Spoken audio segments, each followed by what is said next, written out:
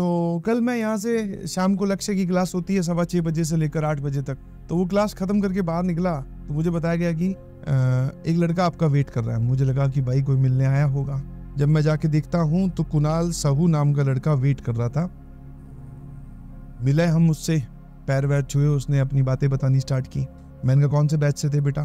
तो बोलेगी सर मैं लक्ष्य से था, पिछले साल वाले लक्ष्य से। उसके बाद पिछले साल प्रयास 2.0 से था। मैंने कहा अच्छा। मैंने कहा बता भाई क्या सीन है?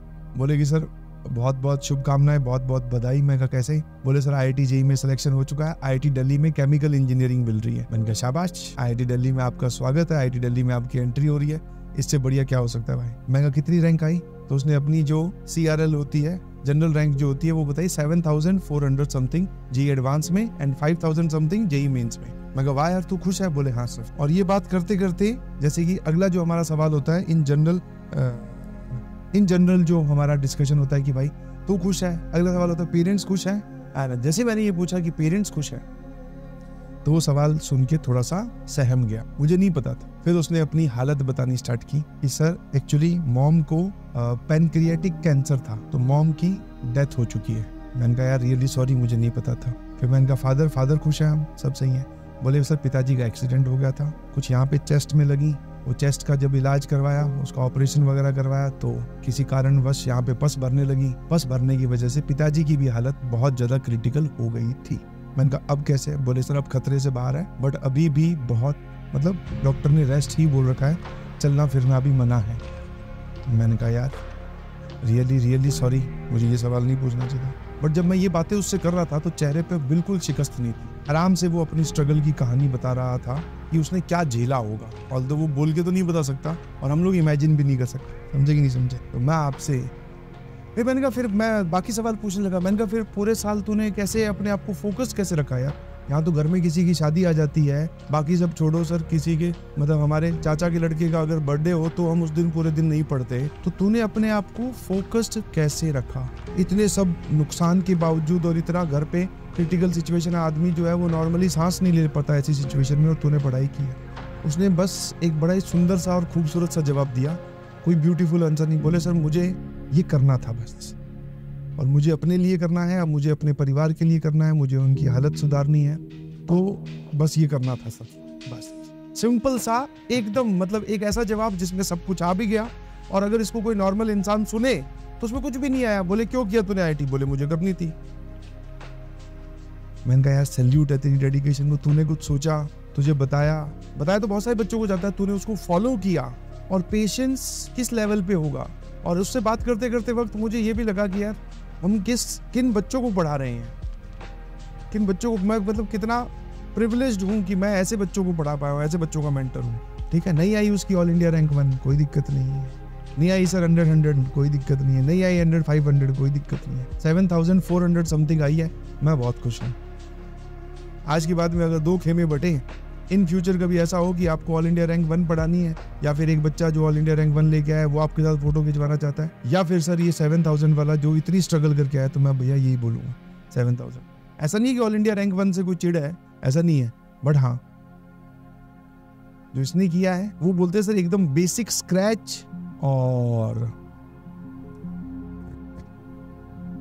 जहां से हम आते हैं हम किसी को बताते भी नहीं है। एज ए टीचर हम लोग आप लोगों का लेवल, मतलब मैं आप लोगों का लेवल यहाँ तक मैं सोचता हूँ कि आप अपनी डेडिकेशन यहाँ तक शो कीजिए, और कुछ बच्चे हैं जो उनकी डेडिकेशन कहाँ की भी है, हम वहाँ तक इमेजिन भी नहीं कर सकते, ना आप कर सकते ना मैं कर सकता। तो मेरी आप सभी लोगों से रिक्वेस्ट है प्लीज, जो मुझे सुन रहे हैं, ऐसा नहीं है अब कुणाल ने करके दिखाया तो आप लोग भी कर सकते हैं। कोई इंटेलिजेंट वगैरह नहीं था सर, 79% या पता नहीं 78% है 12वीं के मार्क्स। कोई इंटेलिजेंट नहीं था, बस डेडिकेटेड। ठीक है, जुनून था कुछ कर दिखाने का, कुछ कर गुजरने का, जुनून बहुत तगड़ा था। कोई IIT के बारे में सपना लिया होगा, बस वो सपना सही करना था भाई, खेल खत्म। फिर मैंने पूछा, मैं आगे चल के तो यार हमने क्लासेस भी बहुत ज्यादा हेक्टिक हो गई थी। हर सवाल का जवाब यही सर, करना तो था ही। अब क्लासेस हेक्टिक हो, आप चाहे 2 घंटे पढ़ाओ 5 घंटे पढ़ाओ, पढ़ना तो है ही ना। मैं कहा सही है। तो जब तक आप अपने बहानों को दूसरों से कंपेयर करेंगे नहीं ना, तो आपको हमेशा बड़े लगेंगे। आप बोलोगे मेरे साथ तो सर ये है, मेरे घर पे तो ये सिचुएशन है, आप ये सिचुएशन ठीक करवा दो, मैं आपको पढ़ के दिखा दूंगा। तो जनरल एटीट्यूड होता है, मेरा भी ऐसा ही। किसी भी काम को लेकर जिसमें मेहनत की जरूरत पड़ती है, हम यही बोलते हैं, हम अपनी सिचुएशन को दोष देने लगते हैं कि यार मेरी ये वाली चीज अगर सही हो जाए ना तो फिर मैं करके दिखा दूँ। जबकि एटीट्यूड गलत है और ऐसा कभी होगा भी नहीं। ठीक है, तुम सोच रहे हो कोई आइडियल सिचुएशन होती होगी वहां पर हम रहें और फिर पढ़ के दिखाएं, नहीं। जिस सिचुएशन में हो, जिस हालात में हो, जहां बैठे हो, वहीं से ही आपको अपनी कहानी लिखनी है और लोग लिख रहे हैं और चमक रहे हैं। तो मैं उस लड़के से मिला, मुझे बहुत खुशी हुई, बिलीव मी। फिर मैंने पूछा कि अलग सर से मुलाकात होगी क्या? हाँ, बोले सर अलग सर से मुलाकात हो गई है, पॉडकास्ट रिकॉर्ड हुआ है। कोई रंग बिरंगी किताब नहीं की, ना कुछ और किया। जो मटेरियल उसके पास था, PW का मॉड्यूल, वो सॉल्व किया, JEE एडवांस में रैंक आ गई है ना। अब सर ये सब कहानियां सुनने में एट द मोमेंट बहुत अच्छी लगती है, मैं भी कर लूंगा। मैं बहुत अच्छी बात है, स्टार्ट ऐसा ही होना चाहिए जिसको हम पिकअप बोलते हैं। पिकअप ऐसा ही होना चाहिए, किसी की स्टोरी सुनकर आप उससे इंस्पायर हो वो ये। बट जब आपके सामने कठिनाई आए, मोटिवेशन में आपने स्टार्ट तो कर दिया, अब आगे चल के ब्रेकर आएगा, सवाल नहीं सॉल्व होंगे, सिचुएशन डिफिकल्ट होगी, टेस्ट आ जाएगा, रिवीजन नहीं कर पाओगे। जब ये सब सिचुएशंस आए तो फिर पेशेंस रखिए, मैदान छोड़ के भागिए मत कि अब क्या करें सर, अब तो नहीं हो रहा है, बहुत हेक्टिक हो गया, समझे।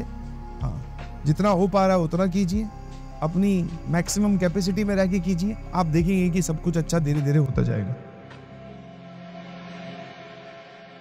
आप जैसे जैसे सिलेबस में जाते हो तो गिरता है वैसे मोटिवेशन। लेकिन बात ये है कि सिलेबस कंप्लीट होने पर ये वाला रेशियो अभी पता क्या है, थम्स अप वाले कितने हैं हमारे पास? थम्स अप वाले 47% जिनका गिर गया है। जैसे जैसे सिलेबस आगे फिजिक्स केमिस्ट्री मैथ्स में जाएगा ना, तो जिनका मोटिवेशन गिर रहा है ये बढ़ता चला जाएगा। आप आखिरी में देखना ये परसेंटेज यहां से होते होते यहां तक आ जाएगा, 70-80 तक आ जाएगा। बहुत ही कम बच्चे होते हैं जो आखिरी में मोटिवेटेड फील रख रहे होते हैं अपने आप। और इसके लिए आप